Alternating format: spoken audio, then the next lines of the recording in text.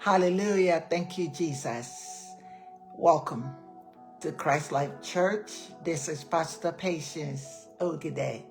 Join me now in giving thanks and glory to God for who He is,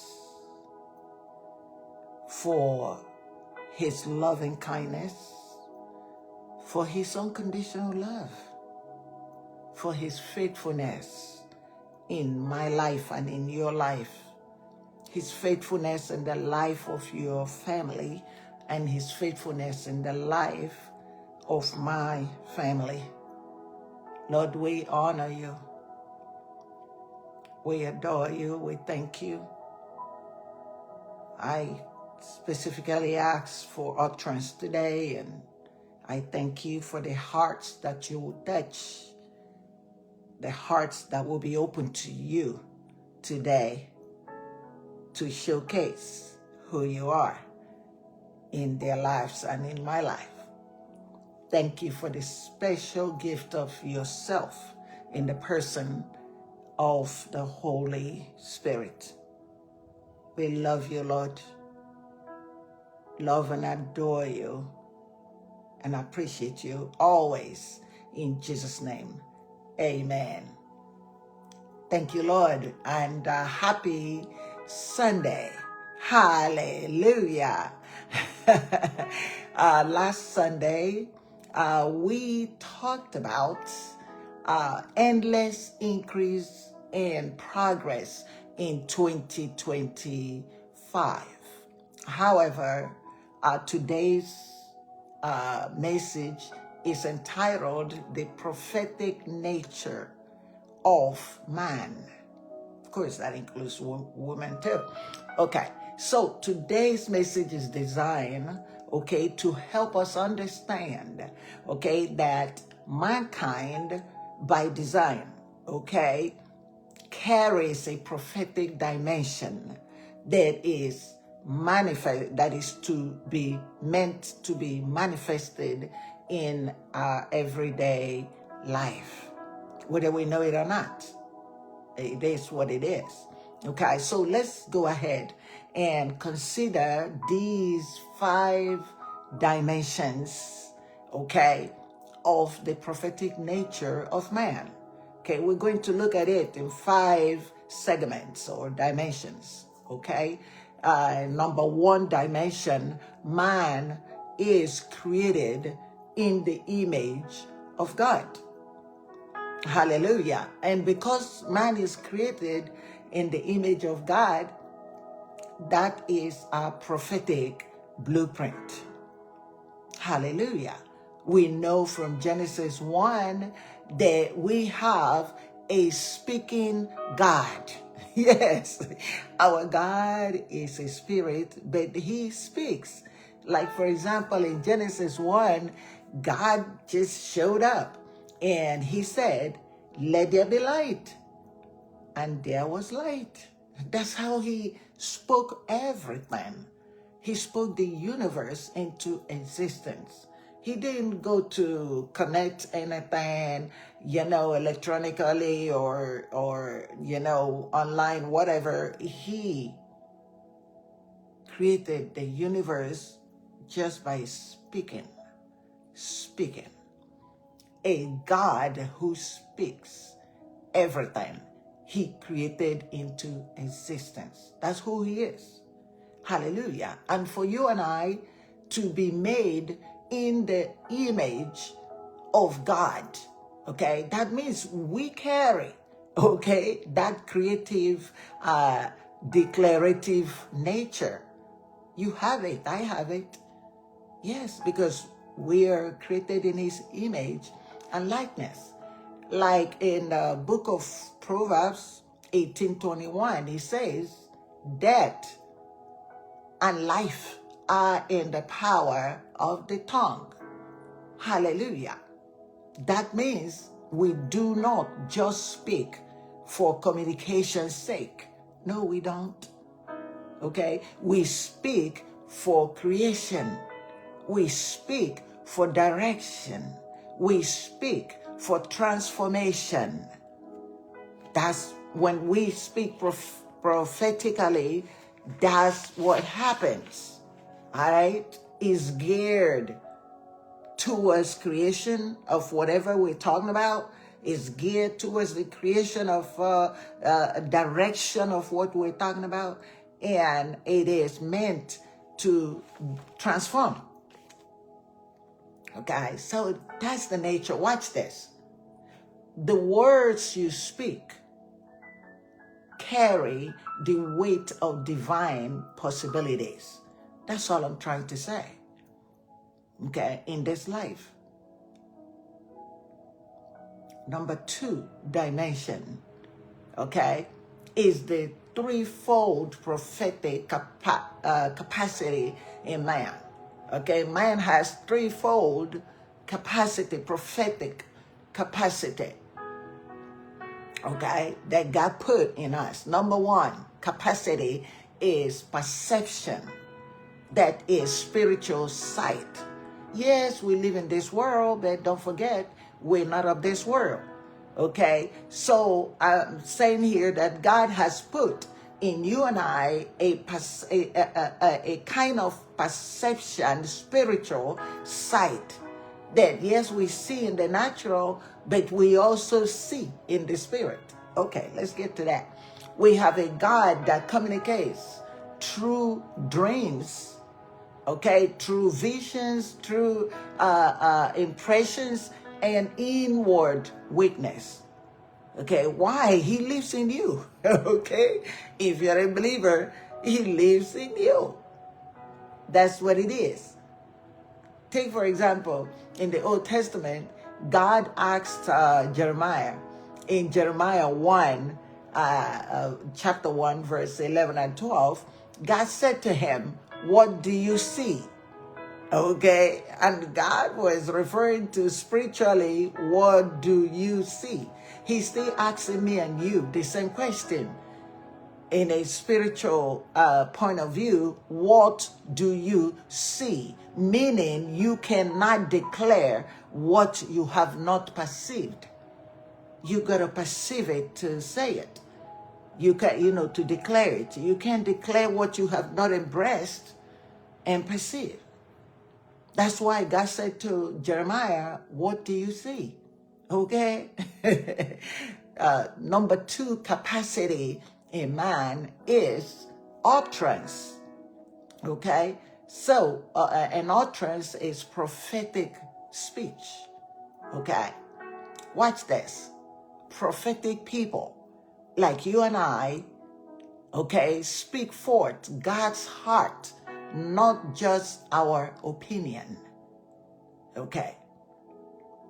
It's not about your opinion and my opinion. It's about speaking the heart of God through his word. That's what utterance that you have and I have, that is what it's for.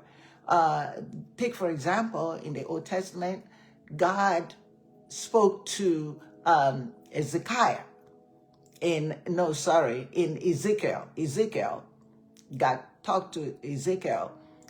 In Ezekiel 37:4, God told him, he said, "Son of man, prophesy to the dry bones." Can you believe that? I mean, dry bones, that is people that were dead, God knows how long. God told him, he said, "You prophesy to those bones." Okay, so God was training him to speak, to show him the power of his words, the power of your word and my words. Okay, speak to those bones, indicating that God will fill your mouth with words that shape destiny. That's his job. That's his job. Hallelujah. Indicating, okay, that if God don't put those words in your mouth, you can't speak your own opinion. All right. So, in order to be effective in our prophetic speech, we got to, okay, let God fill our mouths with his words. So when we speak it, he backs it up. Hallelujah. Number 3 capacity that man have is alignment, which is prophetic living. Okay? Amos 3:3 says, can two work together, okay, except they be agreed? Okay, it's not going to happen. So we have here in this second dimension, the threefold prophetic capacity in man is number 1, perception. Number 2, utterance. Number 3, alignment. Thank you, Lord. Alignment, which is living in sync with God. And that alone in itself is a prophetic statement to the world. When you live in sync with the Word of God and the person of the Holy Spirit, working according to the ministry of this Holy Spirit in you, that speaks a lot in this crazy world that we live in. Now, number 3 dimension of the prophetic nature of man is prophetic outside of the church. Okay, so let's talk about that. We're not talking about when you're in the church and speaking the word of God. We're talking about when you leave the church. Okay, that you step out in the marketplace. What happens? Okay, you still have to manifest those prophetic nature that God has put in you. So, take for instance, in the home, okay, you speak, and in the home we speak life and destiny over our children. Yes, we gotta watch what we say to our children. Okay, Jesus Christ, when he was walking on the face of this earth, he said, my words are spirit and they are life. The words we speak, they're spirit. We don't see them, we just open our mouth and speak. But we got to watch it, especially when it comes to what we say to our children. We speak positively, we speak the word of God over our children. And God takes care of that as they grow up. Hallelujah. Again, in the marketplace, we are also empowered. We receive divine solutions and strategic insight from God. You know, in our businesses, in whatever we do in life. In worship, we sing songs that release prophetic breakthrough. And in prayer, we decree and declare words over situations with boldness. That's what that second dimension is all about. Okay, we're still talking about the prophetic nature of man. That's what we're still talking about. Number 4 dimension of the prophetic nature of man is other key aspects to look at. Okay, we're going to look at other key aspects of this prophetic nature. Okay, number 1 prophetic aspect, number 1 key aspect is prophetic identity. Hallelujah. And I want to explain that by saying, watch this. Okay, you are not a beggar. You are a carrier of divine voice and vision. I want to say this again.